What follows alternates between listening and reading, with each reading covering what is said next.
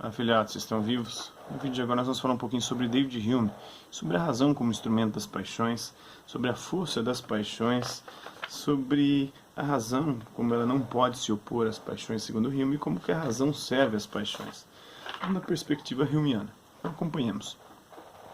É evidente que quando temos a perspectiva de vir a sentir dor ou prazer por causa de um objeto, sentimos em consequência disso uma emoção de aversão ou de propensão e somos levados a evitar ou a abraçar aquilo que nos proporcionará esse desprazer ou essa satisfação.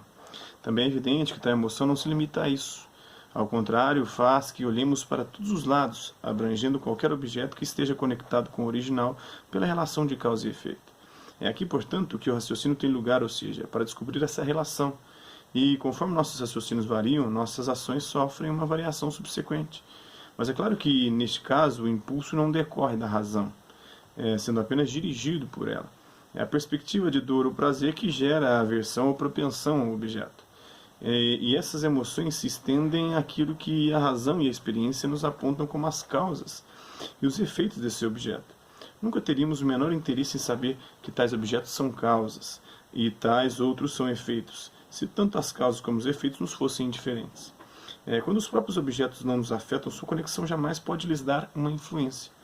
E é claro que, como a razão não é senão a descoberta dessa conexão, não pode ser por meio dela que os objetos são capazes de nos afetar. Está em Hume no seu Tratado da Natureza Humana. Vamos contrapor essa postura de Hume a dois autores antigos. Para Aristóteles, a virtude era um modo de controlar, de moderar as paixões. Ou seja, a função da virtude era controlar e moderar as paixões. Já para Sêneca, a virtude seria excluir as paixões, não é controlá-las e dominá-las.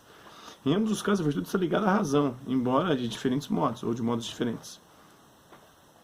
Tem uma imagem chamada A Razão, de Jean-Baptiste Chapuis, onde a razão detém e controla a fúria, representada pelo leão, ou a paixão.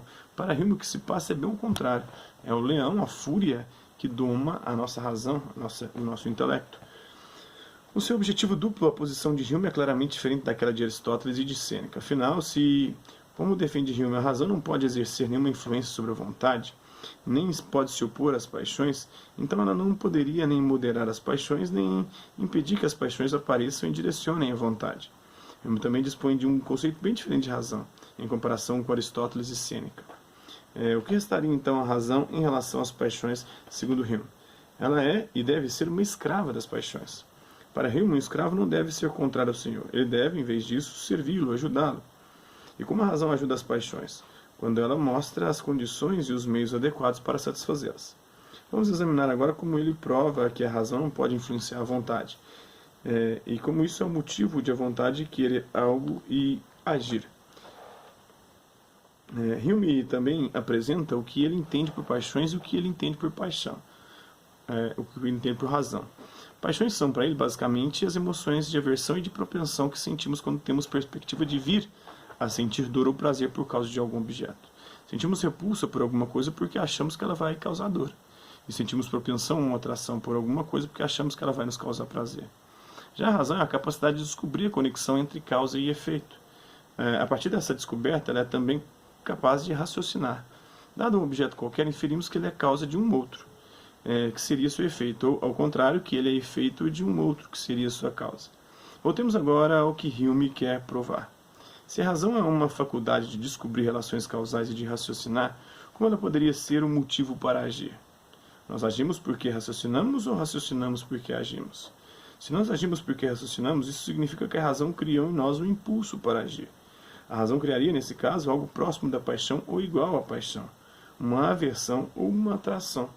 Ao contrário, se raciocinamos porque agimos, então o impulso para agir é anterior à razão. A resposta de Hume está na parte final do parágrafo, onde ele diz o seguinte: não temos interesse em saber qual objeto é qual causa e qual é efeito, se formos indiferentes aos objetos. Isto é, se não tivermos interesse por eles. Então, se a gente não tem interesse, a gente não quer saber qual é a causa e qual é o efeito. Nem quer saber disso, né? Se isso existe ou não, se está acontecendo ou não. Se eles não nos afetam, não buscamos saber o que é causa e o que é efeito. Ora, os objetos nos afetam. Temos interesse por eles porque acreditamos que possam gerar dor ou prazer em nós.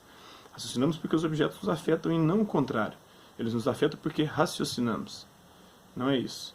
Mas por que raciocinamos quando alguma coisa nos afeta? Porque precisamos saber quais são os meios que permitem ter a coisa ou repeli-la. Esses meios nos são informados pela razão, já que ela é capaz de estabelecer o que é a causa provável e o que é o efeito provável de alguma coisa. Então, falar sobre a força das paixões. Sigamos ainda um instante o raciocínio de Hume a fim de descortinar porque, ao seu ver, cabe à razão somente obedecer às paixões. Como elas são fortes, né? Para Hume, a razão é e deve ser uma escrava das paixões. Um escravo não deve ser contrário ao Senhor, ele deve, em vez disso, servi-lo, ajudá-lo. Então, nada pode se opor ao impulso da paixão ou retardá-lo, senão um impulso contrário. E para que esse impulso contrário pudesse alguma vez resultar da razão, esta última faculdade teria de exercer uma influência original sobre a vontade e ser capaz de causar, bem como de impedir qualquer ato da vontade. Mas se a razão não possui uma influência original, é impossível que possa fazer frente a um princípio com essa eficácia, ou que possa manter a mente em suspenso por um instante sequer. Vemos, portanto, que o princípio que se opõe à nossa paixão não pode ser o mesmo que a razão. Sendo assim, é denominado apenas em um sentido impróprio. Quando nos referimos ao combate entre paixão e razão, não estamos falando de uma maneira filosófica e rigorosa. A razão é e deve ser apenas a escrava das paixões e não pode aspirar a outra função além de servir e obedecer a elas. A princípio, o que se pode pensar sobre esse ponto é que, uma vez que nada pode ser contrário à verdade ou à razão, exceto o que se refira a ela de alguma maneira, e uma vez que somente os juízos de nosso entendimento o fazem, deve-se seguir que as paixões só podem ser contrárias à razão enquanto estiverem ou estiveram acompanhadas de algum juízo ou opinião. De acordo com esse princípio que é tão evidente e natural, um afeto só pode ser dito contrário à razão em dois sentidos. Primeiro, quando uma paixão, como a esperança ou medo, a tristeza ou a alegria, o desespero ou a confiança, está fundada na suposição da existência de objetos que não existem realmente. Segundo, quando agirmos movidos por uma paixão, escolhemos meios insuficientes para o fim pretendido, e nos enganamos em nossos juízos de causas e efeitos. Quando uma paixão não está fundada em falsas suposições, nem escolhe meios insuficientes para sua finalidade, o entendimento não pode nem justificá-la nem condená-la. Não é contrário à razão eu preferir a destruição do mundo inteiro a um arranhão em meu dedo. Não é contrário à razão que eu escolho a minha total destruição só para evitar o menor desconforto de um índio ou de uma pessoa que me é inteiramente desconhecida. Tampouco é contrário à razão eu preferir aquilo que reconheço ser para mim um bem menor a um bem maior. Ou sentir uma afeição mais forte pelo primeiro do que pelo segundo. Um bem trivial pode, gastar certas circunstâncias, produzir um desejo superior ao que resulta do prazer mais intenso e valioso. Isso está em Hume no seu Tratado da Natureza, né? Então, o que pode a razão diante da paixão do amor? Segundo Hume, seria só se submeter, ser uma escrava dessa paixão do amor e buscar concretizá-lo, realizá-lo. Tem uma obra, O Cantor Apaixonado, do Giorgione, que ele viveu entre 1470 e 1510, a tela de 1510, né? O Cantor Apaixonado. Então, o que pode a razão diante da paixão do amor? Ela não controla a paixão. Ela só pode satisfazer ou encontrar meios para satisfazer ou não as paixões. Agora você deve estar se perguntando, e com muita sensatez, se essa crença de que algo pode gerar dor ou prazer se baseia em uma relação de causa e efeito e, portanto, em um raciocínio. Por exemplo, diante de uma fogueira, sabemos por experiência que o fogo pode causar dor. Raciocinamos assim, nos afastamos. Não foi a razão que criou a aversão ao fogo, porque ela nos ensina que o fogo pode ser... Não foi a razão que criou a aversão ao fogo, porque ela nos ensina que o fogo pode ser a causa da dor? Mas eu poderia responder a isso com uma pergunta. Você nunca viu gente que adora o fogo, que gosta até mesmo de passar a mão sobre ele constantemente e brincar com o fogo? Eu, especialmente. Expectativas de dor e prazer são muito relativas. Cada indivíduo tem as suas. Elas não se explicam, simplesmente temos essa crença de que algo vai produzir dor ou prazer. Diante de um mesmo objeto ou pessoa, alguns dentre nós podem se sentir atraídos porque acham que vão ter algum prazer com esse objeto ou pessoa, enquanto outros podem sentir aversão porque acham que vão ter algum desprazer. Então trata-se de muitas vezes de preferências que não podemos nem explicar nem justificar. Há pessoas que se apaixonam por outras que nem conhecem de perto, que não sabem como são e por quem vivem suspirando. E aí? E quando você gosta de uma pessoa que não gosta de você, e aquilo te causa dor e sofrimento? Então, para Hume, portanto, somente as paixões podem impulsionar a vontade de agir desta ou daquela maneira. A razão pode ajudar, pode informar, com base em raciocínios, do que nos aproxima ou afasta do objeto. A razão nos diz como fazer fogo, para quem gosta de fogo, e como apagar o fogo para quem não gosta de fogo. Então, mas ela mesma não pode criar nem aversão, nem atração, nem desejo pelo fogo. Note que, no texto citado há pouco, são as paixões que nos levam a olhar para todos os lados a fim de descobrir o que pode estar ligado ao objeto por relações de causa e efeito. Em suma, são elas que nos levam a raciocinar.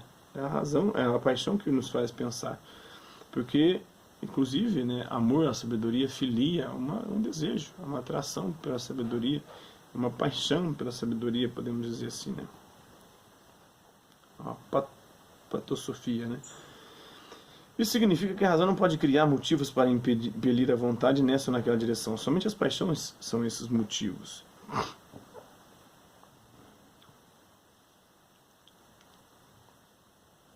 Então a razão não pode se opor às paixões. E me mostra que a razão tampouco pode se opor às paixões. Seu argumento está ligado ao primeiro. Se a razão não pode influenciar a vontade, ela não pode criar um impulso nela que seja contrário a alguma paixão. Ela não pode nem mesmo suspender ou retardar a mente para agir conforme uma paixão. A única maneira seria combater a paixão com outra paixão. Mas, como vimos, a razão é incapaz de criar algo idêntico ou similar a uma paixão. Se não há razão, ou se não há como se opor à paixão ou às paixões por meio da razão, não faz sentido falar em um combate entre razão e paixões. Ela não influencia a vontade a não ser de um modo. Isso aí vai de encontro ao que Spinoza falava, e essas paixões, essa paixão não quer dizer só coisa que traz de fato um prazer mensurável. O prazer é subjetivo. Então aquilo que me atrai, porque eu tenho perspectiva de ter um prazer com aquilo, pode ser mesmo a dor. Tem gente que, os sadomasoquistas, sentem prazer com a dor própria ou a dor alheia. Segundo o a razão não decide aquilo que nos dá prazer ou desprazer. Ela não decide. Ela só pode nos auxiliar a conseguir obter aquilo que buscamos por nossas paixões. É a paixão que diz o que provoca dor e prazer. A razão só vai ajudar você a concretizar isso ou não. Aliás, ela só vai encontrar meios para poder satisfazer a paixão. Né? Como a razão serve às paixões? No restante do texto citado, Hume quer mostrar fundamentalmente que a razão pode ser útil às paixões justamente quando mostra para a vontade quais são os meios suficientes para alcançar os objetos delas. Nesse ponto, ela pode ser contrária não às paixões, mas às opiniões, aos julgamentos errados que acompanham as paixões. Note que não se trata de nenhuma rebeldia da razão. Ela apenas informa a vontade que, se for o caso, aquilo que ela quer por causa de uma paixão não existe, que, portanto, a paixão não pode ser satisfeita. Ou ela informa que os meios para atingir as finalidades da paixão não são suficientes, que, portanto, a paixão tampouco pode ser satisfeita. Por exemplo, alguém crê que um elefante com asas existe e deseja vê-lo de perto. Cabe à razão mostrar que essa crença, essa opinião, é inteiramente falsa, que nunca se viu, que não se tem notícia da existência de elefantes alados. Ou alguém quer comprar um carro vendendo sua bicicleta.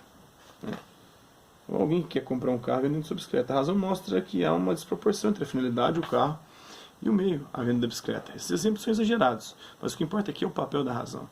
Ela não contraria as paixões. Ela busca satisfazer as paixões de forma racional, mas apenas suas suposições e seus cálculos. Então ela controla só a forma de supor e calcular para se atingir e concretizar uma paixão. Então isso é um pouquinho do Hume e seu pensamento, a sua visão sobre a razão e as paixões, e de como as paixões têm forças, elas orientam, controlam e dominam a nossa razão, e a nossa razão é só uma serva, um escravo das paixões. Né? Então, ela não se opõe jamais às paixões, ela serve, na verdade, às paixões. Espero que vocês tenham gostado do vídeo. Quem curtiu, dá um like, não curtiu, dá um dislike. Quem se interessar pelo conteúdo do canal, é só se inscrever, ativar o sininho e guardar os próximos vídeos, as próximas notificações. É isso aí. Deixe seus comentários dizendo o que você tem achado dos vídeos e também suas sugestões de temas e assuntos que você quer ver abordado em vídeos posteriores. É isso aí. Hasta la vista, Bibs, e até a próxima.